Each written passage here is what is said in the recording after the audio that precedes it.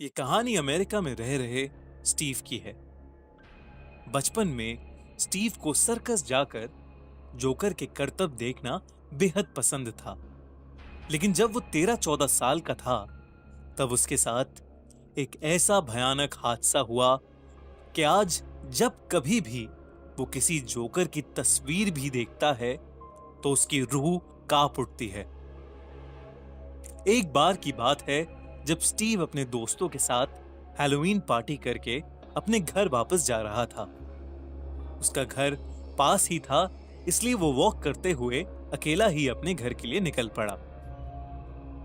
Steve बस अपने घर पहुंचने ही वाला था कि उसे रास्ते में एक आदमी मिला जो जोकर का मास्क लगा के एक गली में खड़ा हुआ उसे ही घूर रहा था। उस जोकर ने स्टीव को हाथ के इशारे से अपने पास बुलाया। स्टीव उसे देखते ही काफी एक्साइटेड हो गया और उसके पास चला गया। उस जोकर ने स्टीव से पहले हाथ मिलाया, फिर उसके कान के पास से अपने हाथ को ले जाकर उसने एक चुटकी बजाई। देखते ही देखते जोकर के हाथ में एक टॉफी थी जो उसने स्टीव को दी। स्टीव उस जोकर का एक करतब देखकर बहुत खुश हुआ और उसे थैंक यू बोल के आगे जाने लगा। तभी उस जोकर ने स्टीव को रोक दिया और बहुत डरावनी आंखों से घूरा।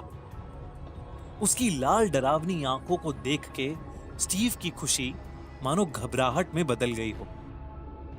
जोकर ने उसे ताश की गड्डी से एक कार्ड चुनने के लिए कहा। स्टीव ने घबराते हुए एक कार्ड लिया। वो कार्ड था ईंट का गुलाम।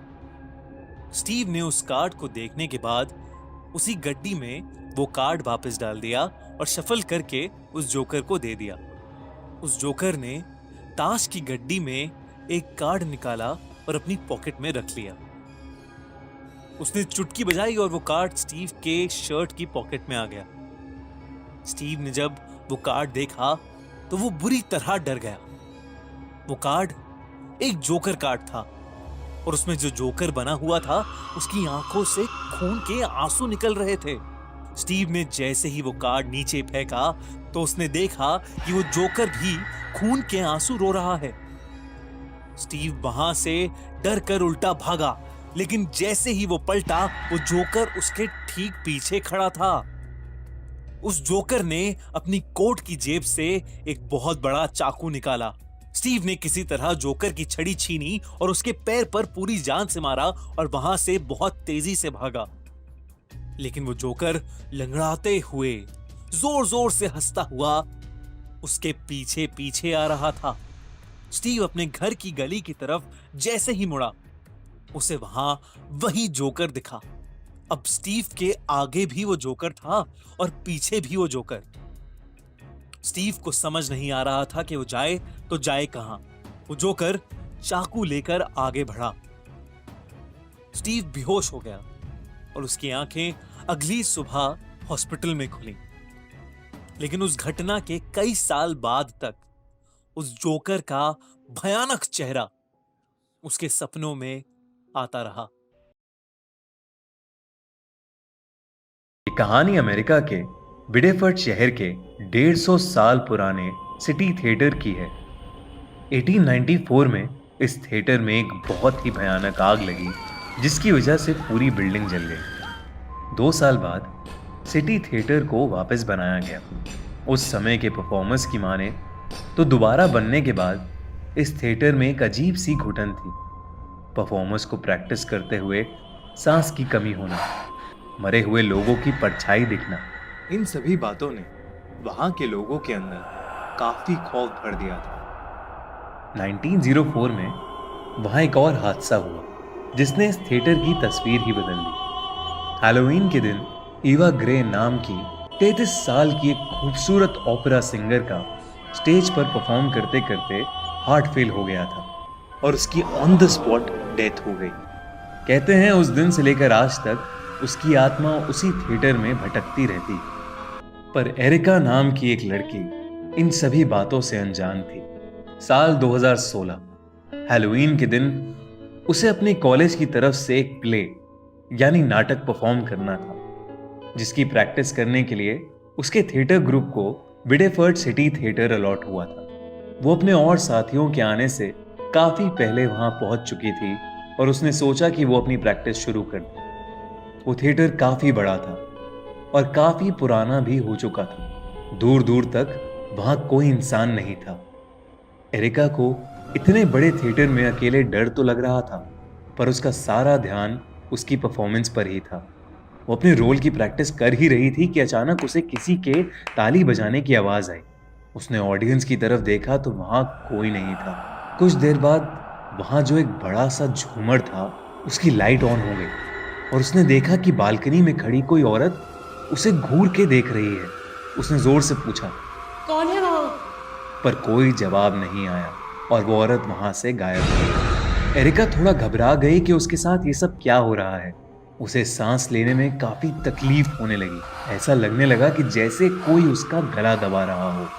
वो समझ गई कि यहाँ और रुकना ठीक नहीं है और वो तुरंत थिएटर से बाहर निकलने के लिए आगे बढ़ी, पर कोई भी दरवाजा खुल ही नहीं रहा था। अचानक थिएटर की सारी लाइट्स ऑन हो गई और एक म्यूजिक स्टार्ट हो गया और वो थिएटर पूरी तरह लोगों से भरा हुआ था।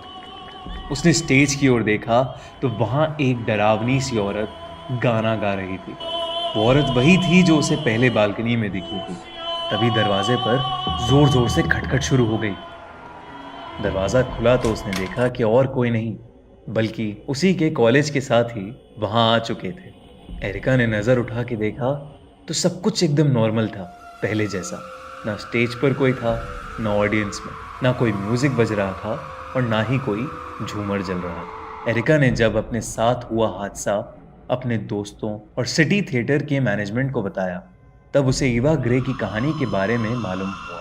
उस दिन के बाद से एरिका किसी भी थिएटर में परफॉर्म करने से बेहद डरने लगी और उसने एक्टिंग करने का अपना सपना हमेशा के लिए छोड़ दिया। ईवा आज भी हर हैलोवीन के समय वहां आती है और अपनी अधूरी परफॉर्मेंस को पूरा करती है, और अगर ऐसा करने से उसे कोई रोकता है तो वो उसको जिंदा नहीं छोड़ती। हैलोवीन बच्चों का फेवरेट फेस्टिवल है और उसे सेलिब्रेट करने का तरीका उसे और भी स्पेशल बनाता है। लेकिन 2016 का हैलोवीन एडम की जिंदगी में इतना बुरा असर डालेगा, ये कोई नहीं जानता था। 12 साल का एडम एक बहुत ही टैलेंटेड और क्रिएटिव बच्चा था, जो कि अपने स्कूल का टॉपर भी था। पर इतना टैलेंटेड होने के बावजूद एडम का कोई दोस्त नहीं था। वो किसी से भी ज्यादा बात नहीं कर पाता था और सभी बच्चे उसे अजीब कहकर चिढ़ाते थे। हैलोवीन के दिन भी एडम के साथ ट्रिक और ट्रीट यानी लोगों के घर जा जाकर हैलोवीन कैंडीज लेने के लिए भी कोई दोस्त नहीं था। वो मायूस होकर अकेले ही घर से निकल गया, पर बाहर जाते ही उसे कुछ क्लासमेट्स मिले जिन्होंने एडम को बुली करना शुरू कर दिया। एडम रोने लगा और वहां से भाग गया। भागते भागते एडम कहीं दूर एक अनजानी सी जगह पहुंच गया। उसने अपने आंसू पोंछे और इधर उधर देखने लगा। कुछ ही दूर पर उसे एक पुराना सा घर नजर आया। वो वहां कैंडी लेने गया, पर घर पर बहुत बड़ा सा एक ताला लगा था। वो वापस लौट ही रहा था कि उसे घर के बाहर एक वुडन बॉक्स पड़ा मिला। एडम ने जब उस बॉक्स को खोला तो उसके अंदर एक आईपैड रखा हुआ था। एडम के उसे टच करते ही आईपैड की लाइट जल गई। उस पर लिखा था कम प्ले। ये देखकर एडम खुश हो गया और उस आईपैड को अपने साथ घर ले गया। घर जाकर जब उसकी मॉम ने आईपैड के बारे में पूछा तो उसने बताया कि उसे वो कहीं सड़क पर पड़ा मिला। ये कहकर वो अपने रूम में चला गया। रात में एडम फिर से उस आईपैड के साथ खेलने लगा, पर इस बार उस पर कम प्ले की जगह एक अजीब सा क्रीचर बना था, जिसे देखकर एडम कंफ्यूज हो गया।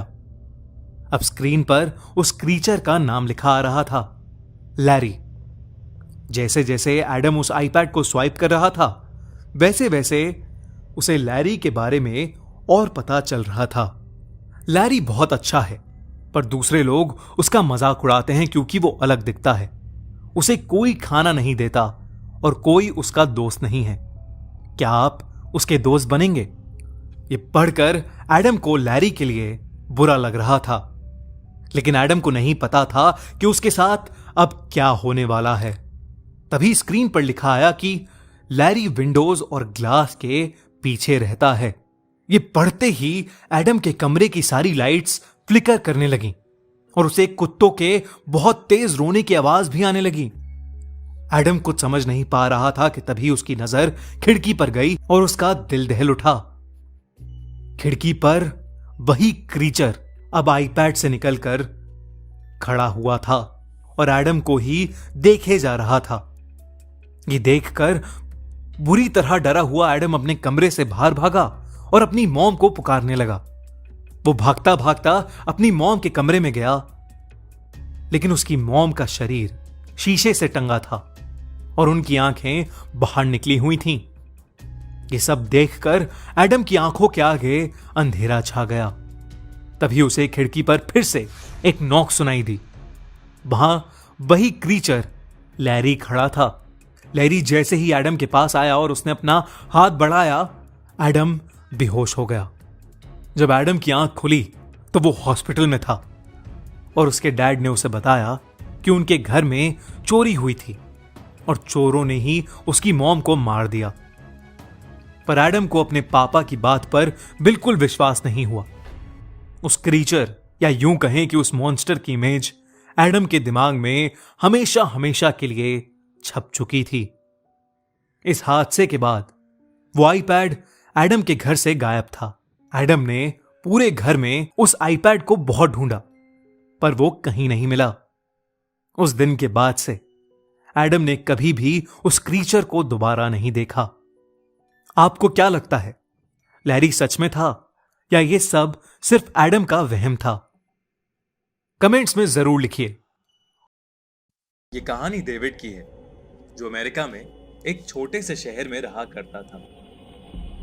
उस दिन अमेरिका में हैलोवीन का त्योहार था और सभी लोग उसी का जश्न मना रहे थे।